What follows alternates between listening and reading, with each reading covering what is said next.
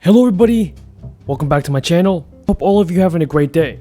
Now this is your third stimulus check update. Over 60 lawmakers now support further direct payments to Americans, and that means that you guys can get a third stimulus check and even a fourth stimulus check very soon. By the way everybody, tell me down in the comments, do you support a fourth stimulus check from Congress?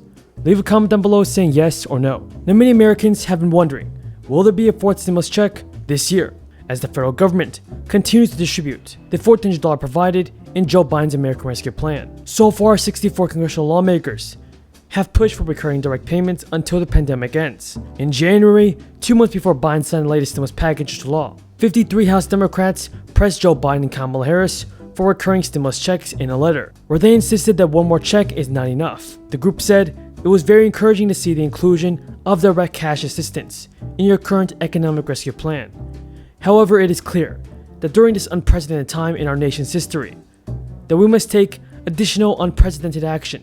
The letter is led by Representative Ilhan Omar of Minnesota, and she urged Democratic leaders to continue the checks until the economy recovers with equal payments to adults and dependents. Prioritize those who need it the most and will spend the quickest, and include older dependents, such as disabled and early dependents, and elderly dependents, and those that are over the age of 16. The group also wrote, recurring direct payments until the economy recovers will ensure that people can meet their basic needs and shorten the length of the recession.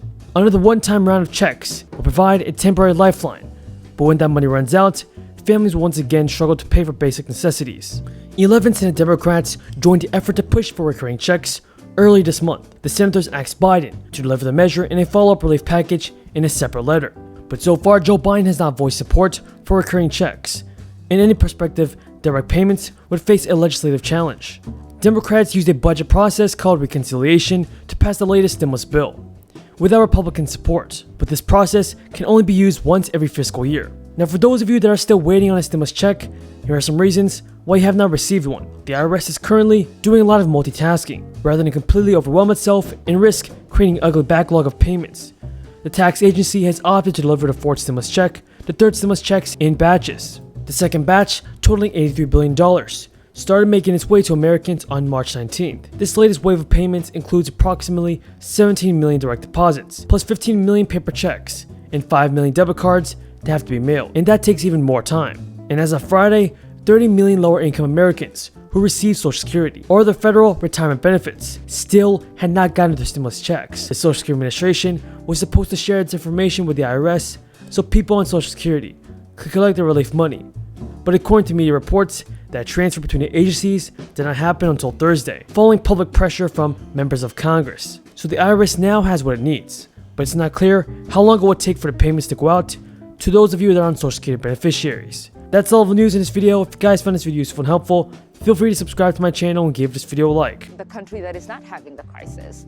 And so our neighbors are having a crisis, and there are children who are coming to our border seeking a better life. I was one of those kids when my country fell into civil war in Somalia. I fled to neighboring country Kenya, and I was met with humanity and dignity because people had understanding and respect for international law.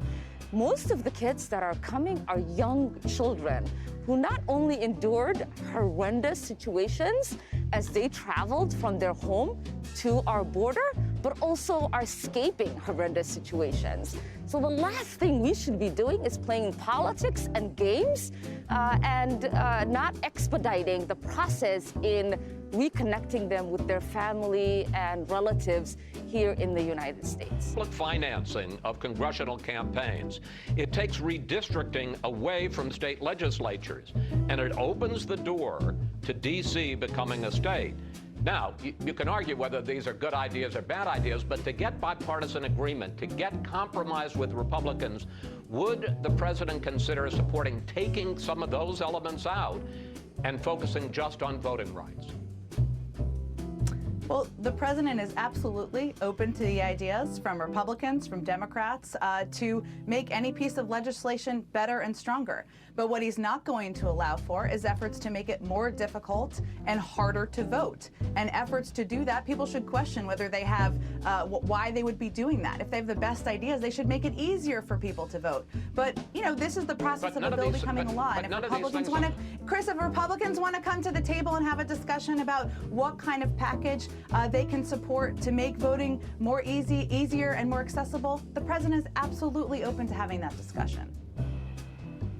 Some Democrats are urging the president to push to kill the Senate filibuster in order to pass legislation to protect voting rights. Here's what the president said about that this week. If there's complete lockdown and chaos as a consequence of the filibuster, then we'll have to go beyond what I'm talking about. But while the president says that the filibuster is a relic of the Jim Crow era, here's what Joe Biden said when he was in the Senate himself. Take a look. At its core, the filibuster is a door. Because that wasn't just Representative Cannon knocking on the door. The people are knocking on the door saying that this democracy belongs to us. It doesn't belong to the politicians. And in this moment, we're going to stand up for that sacred American right, one person, one vote. Senator, do you think the ball with your Democratic colleagues who are still holdouts on getting rid of the filibuster? What was that? Do you think this will move the ball at all with your Democratic colleagues You who are know, still holding out on the filibuster? we will see, but folks keep asking what we are going to do about the filibuster. I think they ought to ask my colleagues on the other side of the aisle, what are they going to do about voting rights? The question really is not, where do I stand on the filibuster? That's a Senate rule. The most fundamental question is, where do you stand on voting rights? We wouldn't have to have this debate about the filibuster, at least on this issue, if the folks on the other side would do the right thing and stand for voting rights and vote the bill up. They can vote the bill up. Why won't they stand up for voting rights? They see what's happening right here in Georgia. They see legislators deciding that it's a crime to give people water who are standing in lines that they're making longer. And so I'm a member of the Senate. I respect its traditions. I'm honored to be there to represent the people of Georgia. But the issue of voting rights is about the democracy. Are misapprehending the moment that we're living in. If you think that this is something happening to black voters, you still don't quite clearly understand. This is a defining moment for the American democracy.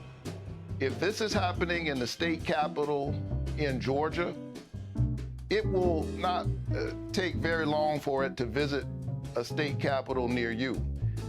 Because clearly, while there is the reverberations of race, our ongoing struggle in America here, the ways in which poor people, young people,